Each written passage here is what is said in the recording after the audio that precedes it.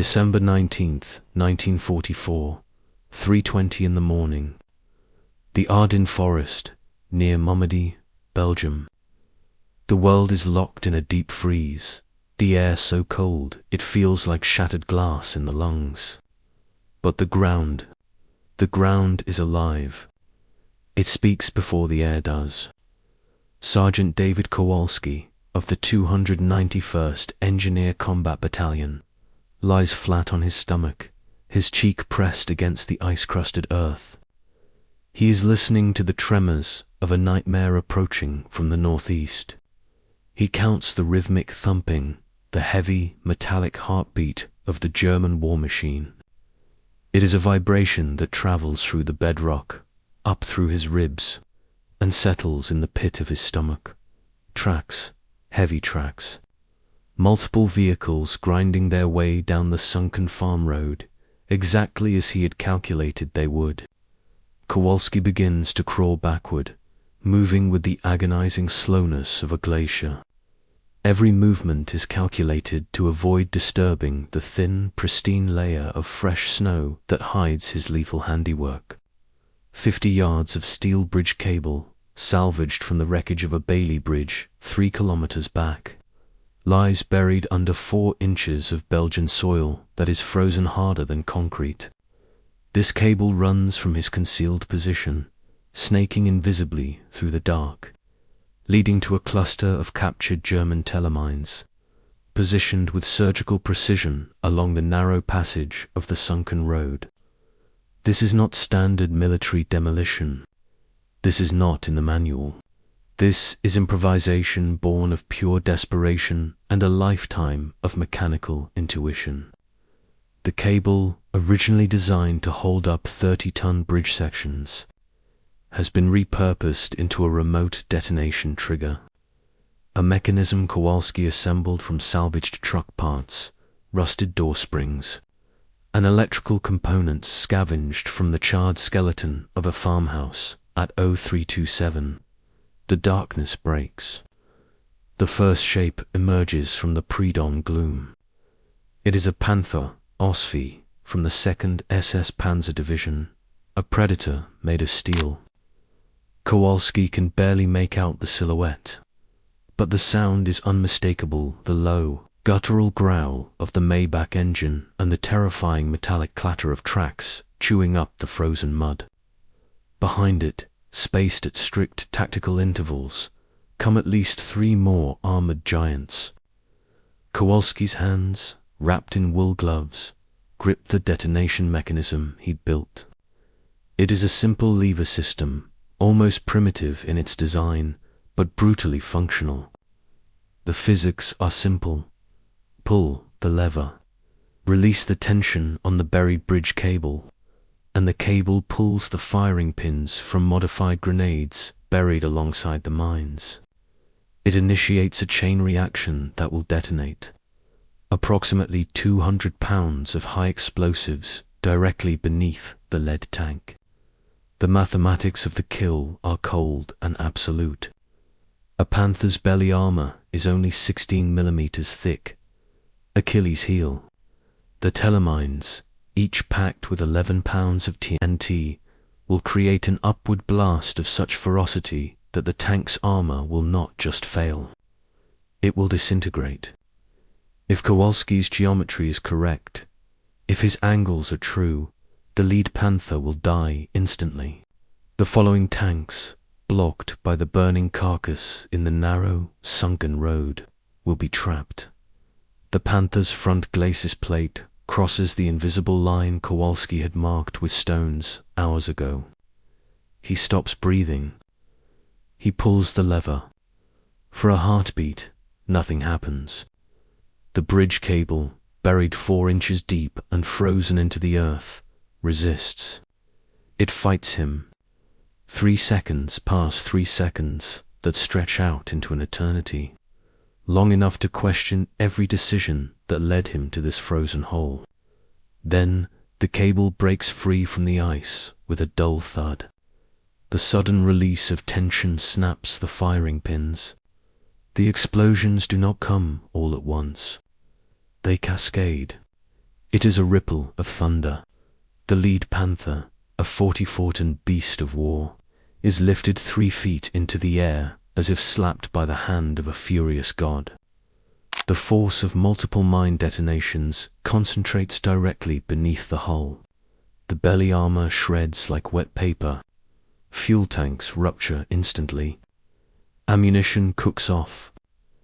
In the space of a single second, the entire vehicle transforms from a machine into a fireball that lights up the pre-dawn darkness like a violent, artificial sunrise.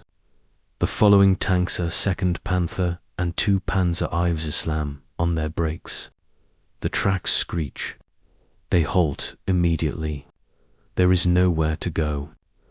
The narrow, sunken road offers no maneuvering room. The burning wreckage of the lead tank is a wall of fire blocking forward progress. The steep earthen banks on both sides rise up like prison walls, preventing any lateral movement.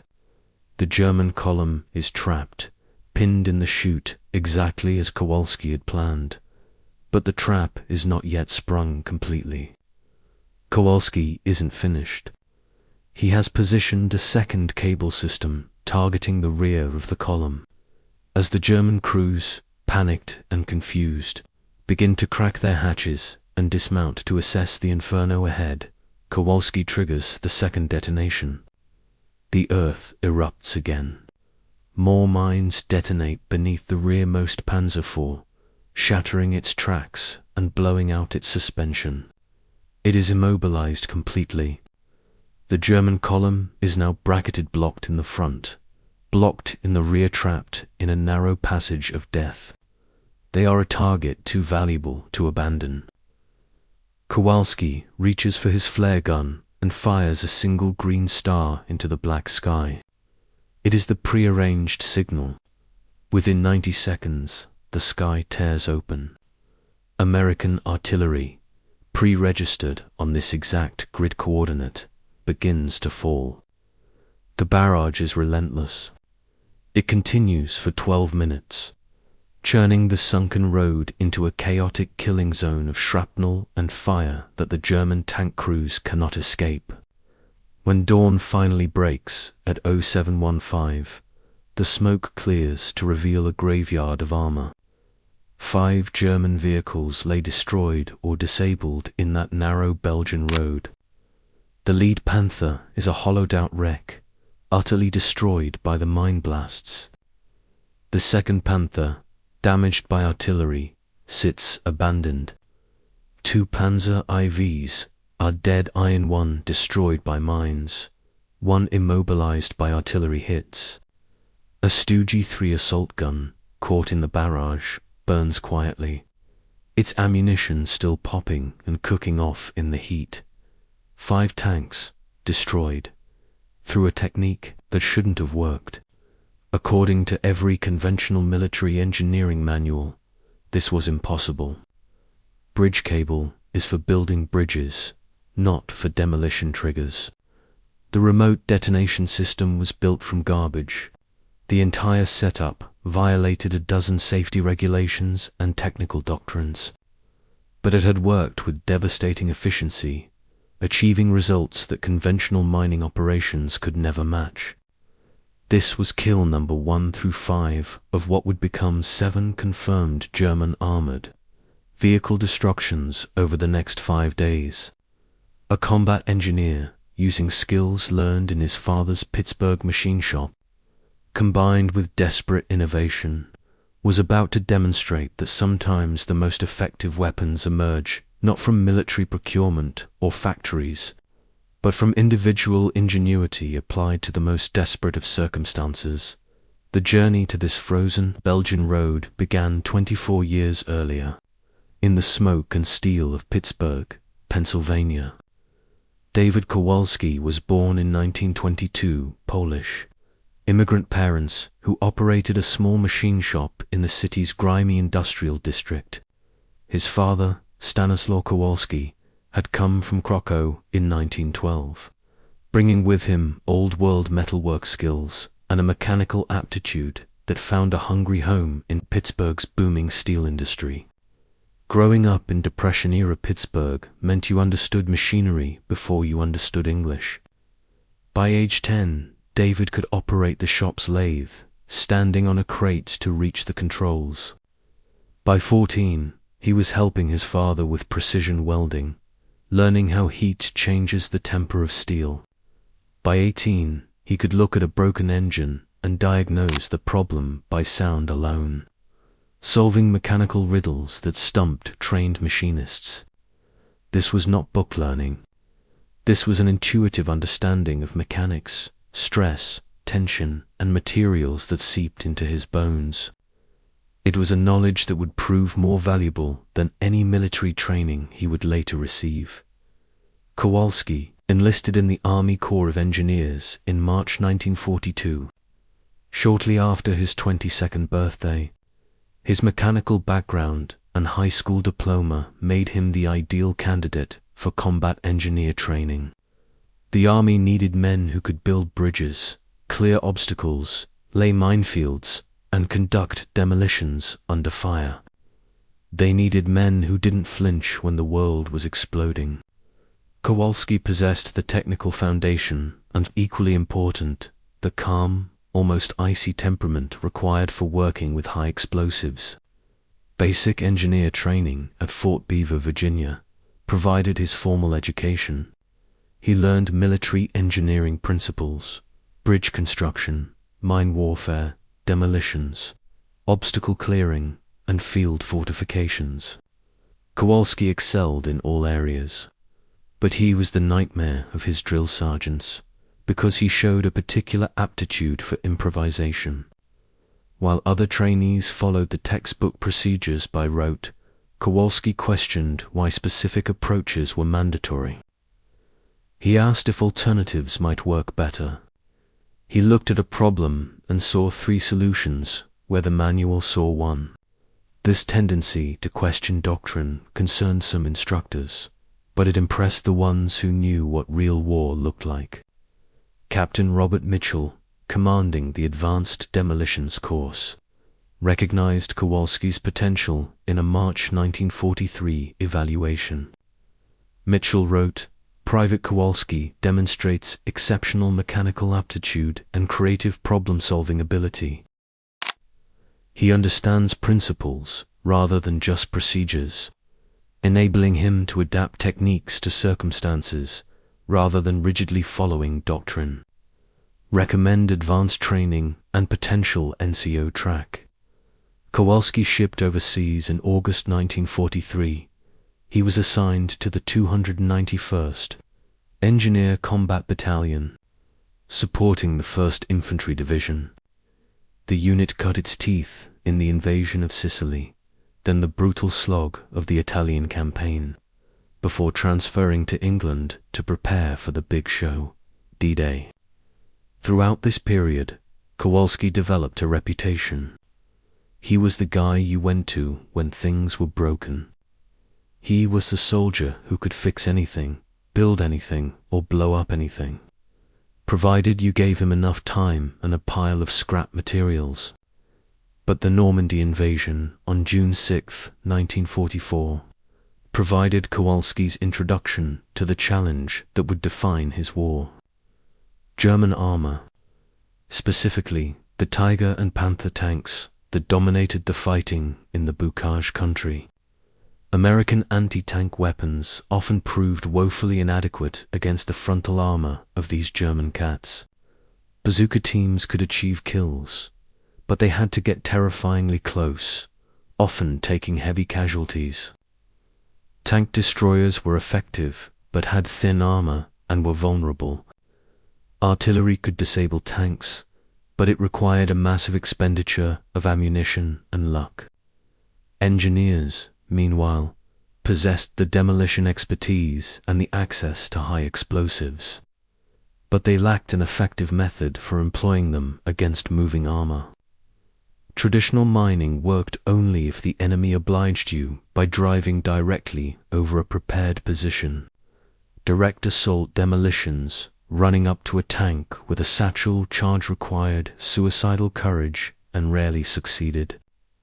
The gap between the engineer's capability to blow things up and a practical application against a moving tank seemed unbridgeable. Kowalski began studying this problem during the hedgerow fighting in June and July of 1944. He watched. He observed that German tanks, while formidable beasts in direct combat, showed predictable patterns of movement. They used roads whenever possible to conserve fuel and preserve their fragile mechanical systems. They followed terrain that provided cover and concealment. They avoided obvious open fields and suspected minefields. This predictability created an opportunity. If you could anticipate where the German tanks would travel, and if you could prepare positions along those routes, mining became feasible. But the challenge was always the trigger. Conventional pressure fuse mines required the tank to drive directly over the plate, a game of chance. Command-detonated mines required electrical firing systems, batteries, blasting machines. These were complex, unreliable in the wet conditions of Europe, and the wires were easily detected by sharp-eyed German infantry. The breakthrough came in September 1944, during the rapid advance across France. Kowalski's unit was assigned to repair a Bailey bridge that had been blown by retreating German engineers. Bailey bridges, the modular, portable bridges that allowed the Allies to cross the rivers of Europe, used heavy steel cable assemblies for structural support. These cables, woven from high-tensile steel wire, could support enormous loads and withstand tremendous tension. As Kowalski stood there, examining the damaged cable sections destined for the scrap heap, an idea began to form in the back of his mind. Cable was strong, cable was flexible, and most importantly, cable could transmit mechanical force over a distance. If you buried a cable running from a concealed position to an explosives emplacement, and then applied sudden tensioner hard pull, you could trigger the detonation mechanically. No batteries, no wires too short out, no electrical systems to fail. The cable itself became the trigger mechanism. The concept was elegant in its simplicity, but implementation required solving multiple technical challenges. How do you bury a cable without it being detected? How do you maintain cable tension under varied ground conditions? How do you convert the linear movement of a cable into a reliable detonation trigger? Kowalski spent October and November of 1944 obsessively developing solutions. He experimented with burial depth, finding that 4 to 6 inches was the sweet spot, deep enough to prevent visual detection, but shallow enough to allow the cable to move through the soil. He designed tensioning systems using old truck springs and counterweights salvaged from wrecked vehicles to keep the line taut. He created firing mechanisms using modified grenade fuses that would detonate when the pins were pulled by the cable movement. Most critically, he studied German tank tactics. He learned to read the land like a German commander. Sunken roads, common in Belgium and France, forced vehicles into narrow passages where maneuvering was impossible. Defiles between hills created natural choke points. Bridge approaches concentrated traffic onto predictable paths. These locations were the kill zones. By December 1944, Kowalski had refined his technique. He was ready, but he lacked the opportunity to employ it. The Allied advance had stalled along the German border. The war had evolved into a static, grinding match that didn't favor improvised Demolition. Hitler launched Operation Watch on the Rhine offensive and the world turned upside down. December 16, 1944, the German attack began with over 200,000 troops and nearly 1,000 tanks smashing into the thin American lines. The assault achieved complete tactical surprise, driving deep into the Allied rear. The 291st Engineer Combat Battalion found itself squarely in the path of the 1st SS Panzer Division and the 2nd SS Panzer Divisions advanced toward Malmedy and, ultimately, the Meuse River Engineers, designed to support advancing troops, suddenly faced a desperate defensive battle against elite armor they weren't equipped to fight. But the chaos created exactly the conditions where Kowalski's cable technique could shine. German tanks were advancing aggressively along predictable routes. There was time barely to prepare positions. Materials were available in the form of wrecked bridges and supply dumps, and permission to try unconventional methods was implicit, given the crisis. On December 18th, Kowalski approached his company commander, Captain James Sullivan. The situation was dire. Reports of German columns breaking through were coming in every hour. Kowalski requested authorization to implement experimental anti-tank demolitions along the likely German approach routes. Sullivan, facing an impossible tactical situation with inadequate resources, looked at the sergeant. He didn't ask for a manual. He didn't ask for a safety assessment. He simply said, "Approved. Use whatever you can salvage. Stop those tanks by any means necessary. You've got 48 hours before they overrun our position." Kowalski wasted no time.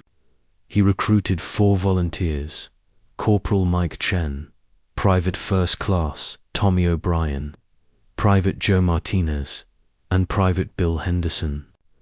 They were a motley crew, tired and cold, but they trusted Kowalski. They began preparations immediately.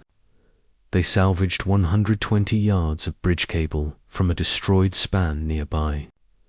They gathered 60 telemines from battalion stocks and captured German supplies. They collected grenades, wire, tools, and a pile of various mechanical components. Working through the freezing night of December 18th, the team prepared to ambush positions along the routes intelligence indicated the German armor would likely use. The first position was the sunken road near Malmedy. It required 18 hours of continuous, back-breaking work. They dug into the frozen earth, buried the cable, positioned the mines at calculated intervals, constructed the firing mechanisms, and then meticulously camouflaged everything beneath a layer of fresh snow. The second position, a narrow defile between 2 hills 3 kilometers south, took another 8 hours. By the dawn of December 19th, both positions were ready. The team withdrew to their concealed observation posts, shivering in the biting cold, and waited for the German tanks to enter their carefully prepared kill zones. The engagement on the morning of December 19th exceeded even Kowalski's wildest expectations. 5 German armored vehicles destroyed in a single action. The smoke from the burning Panther was a beacon of success. The technique's effectiveness was undeniable, but Kowalski, ever the pragmatist, recognized that the German forces were elite. They would adapt. The destroyed column would be reported. Route security would increase. Future cable-detonated ambushes would be harder to prepare and harder to execute. The element of surprise was a wasting asset. The December 19th after-action report filed by Captain Sullivan documented the unprecedented results. Sergeant Kowalski employed innovative kabuki demolitions to destroy 5 enemy armored vehicles in a single engagement. Technique utilized salvaged bridge cable as a mechanical trigger for mine detonations, avoiding electrical firing systems limitations. Results suggest significant potential for engineer anti-tank operations. Recommend immediate documentation and potential wider implementation. But there was no time for systematic documentation. There was no time for training films or manuals. The German offensive was still raging. More armor was advancing. Kowalski's team had 72 hours of materials and energy remaining for additional operations. They needed to maximize their impact before exhaustion or the enemy ended their effectiveness. December 20th began with reconnaissance for new positions. The adrenaline of the first success had faded, replaced by a grim determination. Kowalski identified a bridge approach where German armor would be forced to concentrate to cross a small river.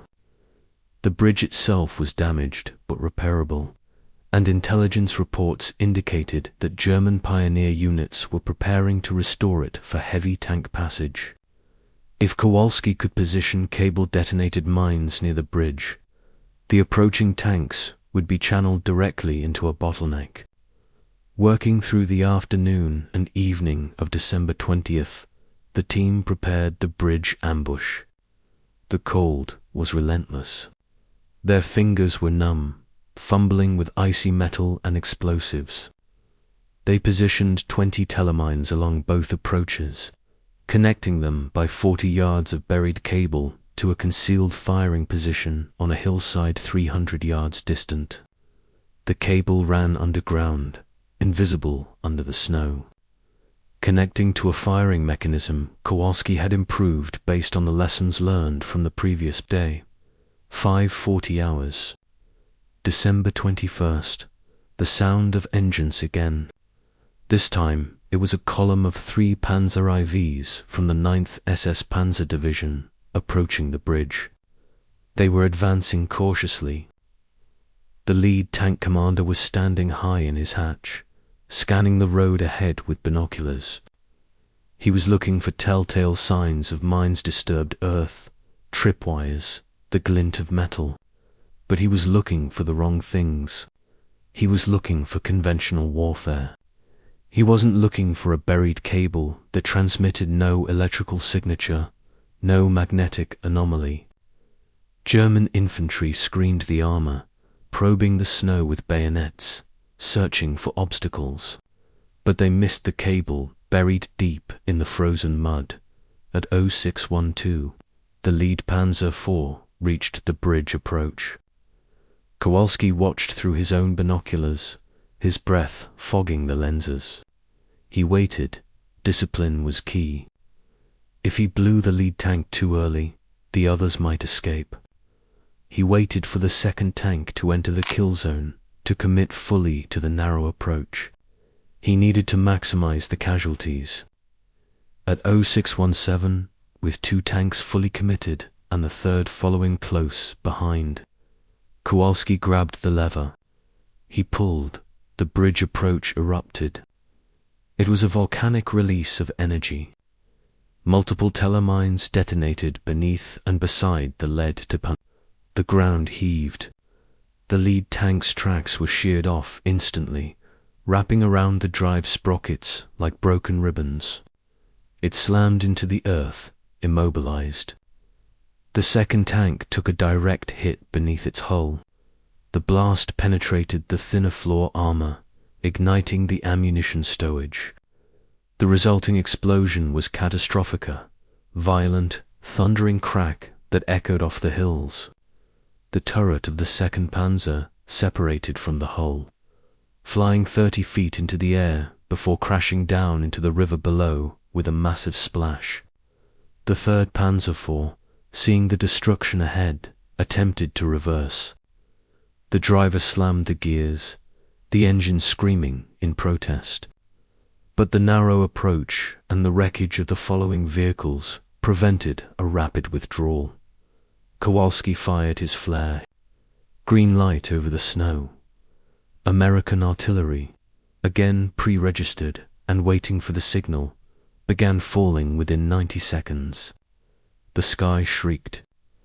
The 3rd tank, caught between the minefield ahead and the artillery walking down the road behind it, was trapped.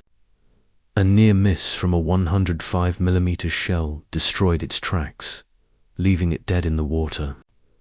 By 0700 hours, the smoke began to lift. 3 more German tanks were destroyed or disabled. The total count was now 8 armored vehicles destroyed in 2 engagements using Kowalski's cable technique. But the victory came with a cost. The team had exhausted most of their mine supplies. The stockpiles were dwindling. Remaining materials would permit perhaps 1, maybe 2 more operations. And there was no resupply coming. The tactical situation was chaos. Supply lines were cut or diverted to units in even more desperate straits. December 21st. Afternoon brought a critical decision point. They were tired, bone-weary. They had been fighting and freezing for days. Kowalski gathered his men.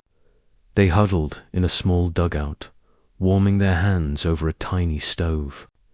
The question was simple: continue offensive operations with limited materials, or preserve the remaining resources for potential defensive use to protect their own retreat.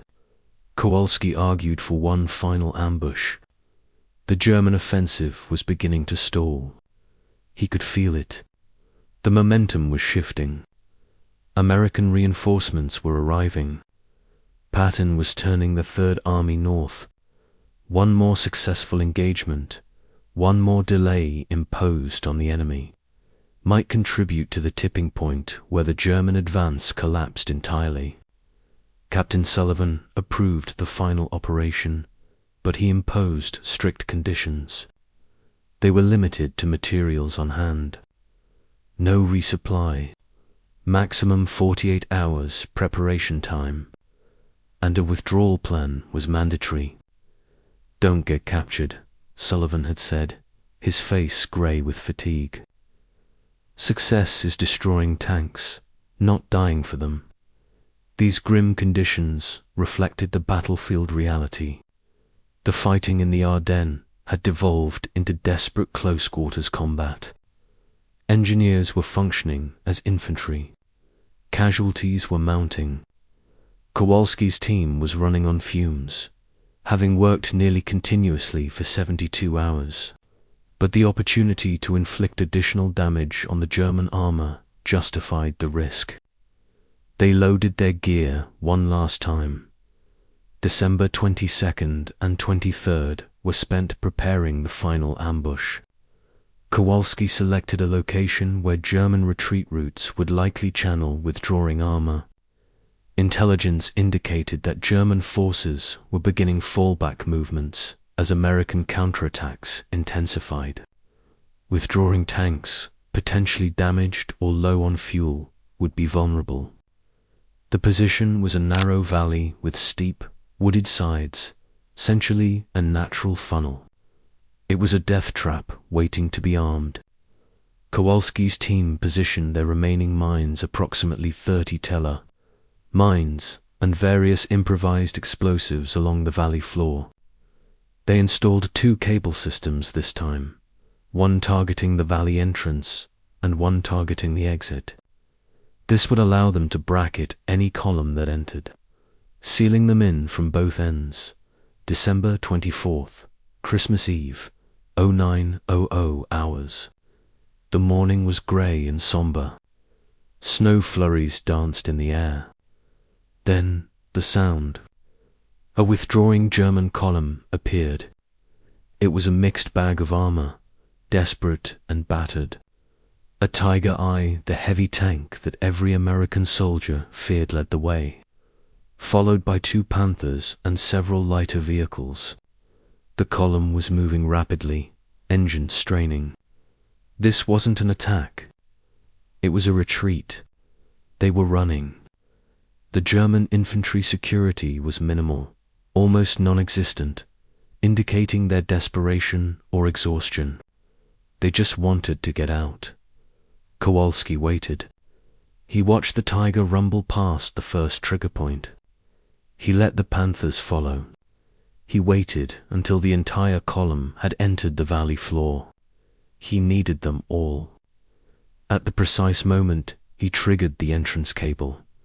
Mines detonated beneath the rear vehicles, destroying a Stoogie 3 and damaging a Panzer 4. The explosion echoed like a thunderclap in the confined valley. Before the column could react, before the Tiger commander could slew his massive turret, Kowalski triggered the exit cable. The trap snapped shut. A half-track at the front of the column exploded, and a Panther was immobilized, blocking the exit. The German column was sealed in. The Tiger Eye, the monster of the battlefield, attempted to clear the obstacles with its 88mm main gun, blasting the wreckage, trying to push the dead vehicles aside. But the valley was too narrow. There was no room to turn, no room to maneuver. Kowalski fired the green flare. American artillery, pre-registered and waiting, began the systematic execution of the column. The barrage lasted 40 minutes. It was a hammer of God. Over 200 rounds were expended. When the guns finally fell silent, the valley was a smoking ruin. 2 more German tanks were destroyed, including the Tiger Eye, which had taken a direct hit that penetrated its top armor. The final count from December 24th to confirmed destroyed by Kowalski's mines. 2 destroyed by artillery. Multiple vehicles damaged and abandoned. Kowalski's 5-day campaign, from December 19th through the 24th, had achieved the total destruction or severe damage of 7 German armored vehicles directly attributable to his cable-detonated mine technique. Additional vehicles destroyed by the artillery, his ambushes, brought the total impact to approximately 12 to 15 armored vehicles eliminated. It was a staggering tactical success for a 5-man engineer team armed with little more than salvaged junk and ingenuity. But as the smoke cleared on Christmas Eve, the reality of war struck home. Private Joe Martinez was gone, killed by a stray fragment of German artillery during the chaos of the December 21st operation. Private Bill Henderson lay on a stretcher, severely wounded, his leg shattered, his war over. The remaining team members, Kowalski, Chen, and O'Brien, sat in the snow, physically and psychologically hollowed out. They were victorious, but they were broken. The silence that followed the December 24th barrage was heavier than the shelling itself. It was a suffocating, blanketed silence, broken only by the crackle of cooling metal and the distant fading moans of the dying in the valley below. Kowalski sat in the snow, his hands trembling not from the cold, though it was 20 degrees below zero, but from the sudden, violent withdrawal of adrenaline. The high was gone. The focus required to calculate tension loads and geometry was gone. All that remained was the smell. The valley smelled of cordite, diesel fuel, and roast pork, the gruesome, distinctive scent of burning bodies. It was a smell that would cling to the lining of Kowalski's nose for the rest of his life. A sensory ghost that would visit him in the middle of summer dinners in Pittsburgh decades. Later, the after-action analysis filed by battalion headquarters on December 27th attempted to capture this chaos in the sterile, orderly language of military bureaucracy. It was a document typed on a shivering typewriter in a command tent, the keys clacking out a story of clinical precision that bore little resemblance to the blood-soaked reality. Sergeant Kowalski's innovative, cable-actuated mine technique achieved the destruction of 7 confirmed enemy armored vehicles, the report stated, the ink barely dry. Additional artillery kills were enabled by his tactical positioning.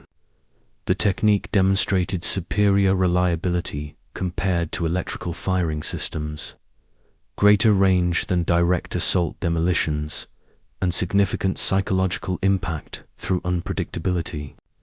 Recommend formal documentation, potential training integration, and decoration consideration. But the report failed to list the other inventory of the operation. It did not mention the look in Mike Chen's 1,000-yard stare that hadn't been there a week ago. It did not document the empty space where Joe Martinez used to stand, joking about the terrible coffee. It did not record the sound of Bill Henderson screaming as the medics fought to tourniquet the stump of his leg in the back of a bouncing jeep. These were the line items that didn't make it into the official history. But they were the ones etched into Kowalski's soul. The impact of Kowalski's improvisation, however, extended far beyond the immediate tactical victories or the personal losses. Captured German documents, recovered days later as the American counteroffensive finally gained traction, revealed the true extent of the psychological damage inflicted by the ghost mines. A December 26th intelligence summary from the 2nd SS Panzer Division headquarters. Documents stained with coffee and desperation. A picture of an enemy command deeply unsettled by what was happening to their tanks. The German text was frantic. American engineers employ unknown mine-triggering system, it read. Possibly acoustic or radio. Multiple armored columns destroyed by mines that detonated without vehicle contact or visible command wires. Conventional mine detection procedures ineffective. All routes must be considered compromised. Recommend engineer reconnaissance of all approach routes before armored advance. This assessment, while technically incorrect about the mechanism, validated Kowalski's genius. The Germans were looking for high technology. They were looking for radio waves and magnetic fields.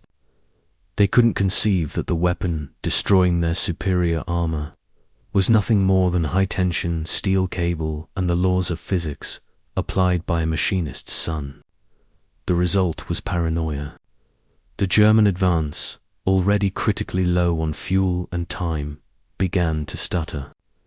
Tank commanders refused to advance without infantry sweeps. Engineers spent hours probing snowbanks for wires that didn't exist. This operational degradation, this slowing of the German tempo, was the true strategic victory. Every hour the Germans spent hunting for ghost mines was an hour Patton's third. Army used to close the noose around the Ard nest by January 1945. The immediate crisis had passed, and the Army began the process of digesting what Kowalski had done. The technical documentation of the bridge cable technique was compiled into a classified training manual. It was a strange piece of literature, part physics textbook, part guerrilla warfare guide. Excerpts from Kowalski's technical manual read like a manifesto of destruction. Cable-actuated demolitions operate on mechanical force, transmission over distance without electrical components, he wrote. Bridge cable, designed for high tensile loads, serves a dual purpose. It is both the structural burial element and the force transmission medium. When buried at sufficient depth to avoid detection, but shallow enough to permit movement, the cable can transmit pull force from a remote position to trigger mechanisms at the target location. The manual was meticulous. It specified the optimal burial depths of 4 to 6 inches. It detailed the tension management systems, sketching out how to use salvaged vehicle springs to keep the line taut without snapping it. It explained how to modify a grenade fuse so that a sudden tug would pull the pin. It was a blueprint for turning scrap metal into a tank killer. But when the Army Corps of Engineers reviewed the technique for potential standardization in February 1945, their assessment was mixed. The brass acknowledged the effectiveness you couldn't argue with burning tigers, but they identified a critical flaw: the human element. The technique required a level of mechanical aptitude and improvisational skill that the average conscript simply didn't possess. It required a soldier to feel the tension of the earth, to understand the elasticity of steel wire. It wasn't something you could teach in a 2-hour block of instruction. It was an art form. Despite these reservations, the legend of the cable trick spread. It was incorporated into the engineer training curriculum at Fort Beaver, not as a standard operating procedure, but as a case study in field expedient demolitions. It became a parable for young officers. This is what happens when you stop thinking like a manual and start thinking like an engineer. For David Kowalsski, however, the war did not end with a manual or a medal. It ended in a slow, grinding transition that was far more difficult than the combat itself. The 5 days in December 1944 had concentrated a lifetime of stress, responsibility, and moral ambiguity into a single week, and the decompression was brutal. He returned to Pittsburgh in April 1946, a decorated hero in a city that was trying to forget the war and get back to business. He walked back into his father's machine shop, the smell of cutting oil and metal shavings welcoming him home. But he was different. The shop, once his playground, now felt like a minefield.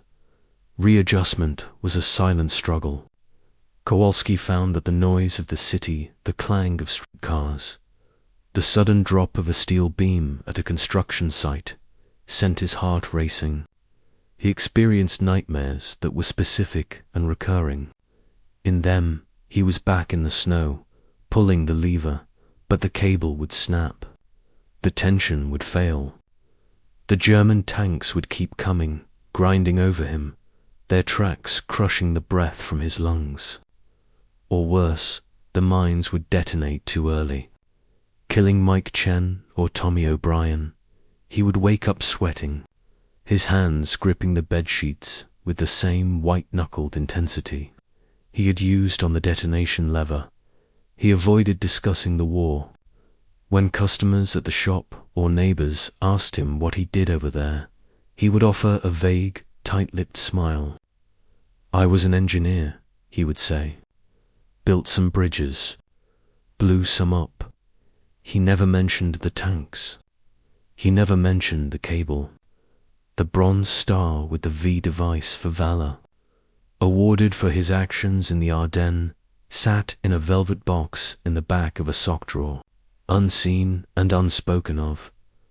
In 1949, seeking a way to organize the chaos in his mind, Kowalski enrolled in the engineering program at Carnegie Tech, which would later become Carnegie Mellon University.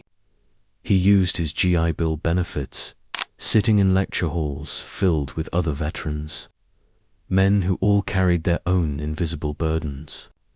The academic environment suited him. It was structured. It was logical. Engineering problems had solutions. If a bridge failed, you could calculate why. If an engine seized, there was a reason. It was a relief compared to the arbitrary, chaotic nature of combat, where a man could live or die based on inches and seconds. He graduated in 1953 with a degree in mechanical engineering and found employment with Westinghouse Electric. There, he built a life of quiet respectability. He married Catherine Walsh in 1955. Catherine was an army nurse who had served in the European theatre. She had seen the broken bodies that came back from the front. She understood the silence. She understood why David sometimes stared out the window at the snow for hours without moving. They never exchanged war stories, but they shared a mutual understanding of the cost. They raised 3 children in a suburb of Pittsburgh. To his family, David was a gentle, if somewhat distant, father. He fixed their bicycles with unnecessary precision. He built them swing sets that could have withstood a bomb blast. He taught them math and physics, but the shadow of the Ardennes was always there, a low-frequency hum in the background of his life. It wasn't until 1976, 30 years after he hung up his uniform, that the silence was finally broken. The Army Corps of Engineers Historical Office was conducting a project to document World War II engineering innovations, trying to capture the oral histories of the men who had solved impossible problems. They reached out to Kowalski. At first, he refused, but the historian, a persistent young major, appealed to his sense of duty to the profession. Kowalski finally agreed to an interview. That interview, now preserved on grainy magnetic tape in the Army archives, is a revelation. It is the sound of a man finally unpacking the baggage he had carried for 3 decades. The interviewer asked about the mechanics, the physics, the how-to. Kowalski answered with the precision of the Westinghouse engineer he had become. The cable worked because it was simple. His voice on the tape is raspy, measured. No batteries to fail. No electrical components too short out in wet conditions. No complex mechanisms to malfunction. Just steel cable transmitting mechanical force. The Germans couldn't detect it because they were looking for electrical signatures that weren't there. Simplicity was the weapon, not sophistication. But as the interview progressed, the conversation shifted from the technical to the moral. The historian, sensing the weight behind Kowalski's words, asked about the lethality of the trap. Kowalski paused for a long time.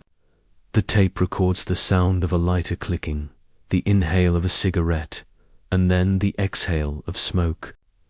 "I can discuss engineering because that's problem-solving," Kowalski said, his voice dropping an octave. "I can't discuss killing because there's no solution. 7 tanks destroyed means approximately 28 to 35 German tankers killed. Young men, mostly. They died because I understood force transmission and they didn't. That's not heroism. That's engineering applied to killing." This was the crux of Kowalski's struggle. He was proud of the innovation, proud that he had saved his own men. But he was deeply conflicted by the efficiency of his own creation. He had turned his father's peaceful trade, the trade of building and fixing, into a mechanism of slaughter. The Tiger Eye he destroyed on December 24th. He later learned through his own research was crewed by boys who were 16 and 17 years old. They were conscripts, thrown into a losing war by a regime that didn't care if they lived or died. They had burned to death because David Kowalski knew how to bury a wire. "The efficiency doesn't make me proud," he told the interviewer. "The necessity doesn't erase the cost. I did what war demanded.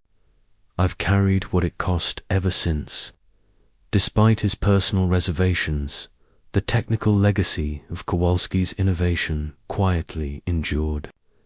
In the decades that followed, the principles he demonstrated in that frozen Belgian forest found their way into modern warfare. Mine warfare doctrine was updated to include mechanical triggering systems as a mandatory backup to electronic detonation.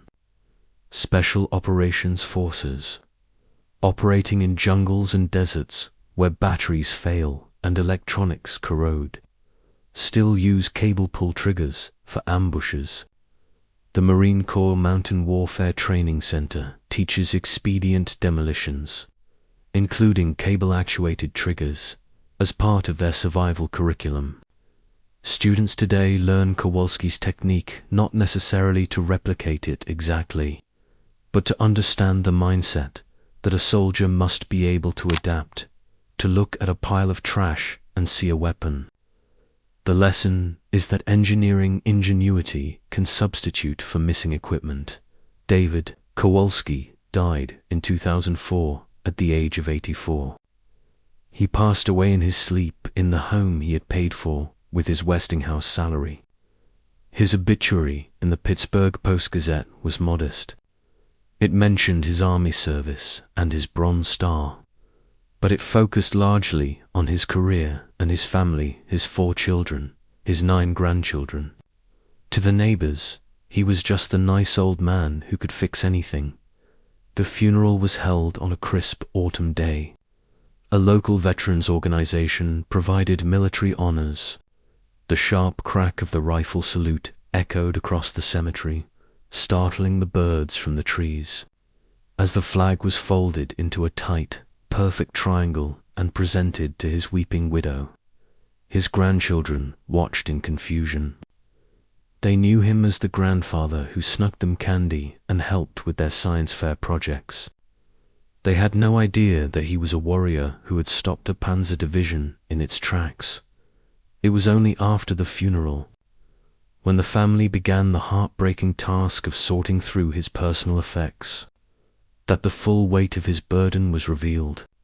In a locked metal box in his study, beneath the technical drawings and the velvety box holding his medals, they found a stack of letters. The paper was yellowed and brittle, the ink faded. They were letters Kowalski had written but never sent. They were addressed to the family of the German tank commander Malmedy. December 1944, the family sat on the floor of the study, reading the words of a man trying to reconcile the irreconcilable. I killed your son, husband, father because war demanded it, one letter read. The handwriting was shaky, different from his usual precise block lettering. He was doing his duty. I was doing mine. Our duties conflicted, and mine succeeded. This doesn't make me right or him wrong. It makes us both victims of circumstances larger than individual choices. I'm sorry he died. I'm sorry I lived. I carry both truths. These unsent letters were a window into the soul of the combat soldier. They revealed the psychological toll that efficiency takes. Kowalski had understood that in war, effectiveness is measured in death, and he had been terribly, terribly effective. He refused to minimize that reality with patriotic platitudes. He refused to dehumanize the enemy to make himself feel better. He simply carried the weight, silently, for 60 years. Today, a section of that salvaged bridge, cable rusty frayed, and innocuous-looking, sits in a glass display case at the U.S. Army Corps of Engineers Museum. It is coiled next to Kowalski's original hand-drawn schematics and his bronze star. A placard explains the context: the bridge cable ambush. December 1944. It details the technical specifications, the tension loads, and the explosive weights. But if you look closely at the display, if you look past the cold steel and the engineering data, you can almost feel the freezing cold of that Belgian winter. You can sense the desperation of 5 men in a hole, waiting for the ground to shake. David Kowalski's story is not just a story about a clever trick. It is not just a war story about blowing up tanks. It is a testament to the duality of man. We are creatures capable of immense creativity and immense destruction, often using the exact same skills for both. Kowalski was a builder who was forced to become a destroyer, and he did it with a brilliance that is both awe-inspiring and terrifying. The 7 German tanks lie rotting in the fields of history, their steel bones long since reclaimed by the earth or scrapped. The men who died inside them are dust. But the lesson remains. It remains in the doctrine of the U.S. Army, and it remains in the moral questions that every soldier must face when the shooting stops. Kowalski's final epitaph is perhaps best spoken in his own words. From the end of that 1976 interview, the tape recorder clicks, capturing the final thought of the engineer. Engineering is about making things work, he said, staring into the past. War is about making things die. I made things die very efficiently for 5 days in December 1944. That is what I did.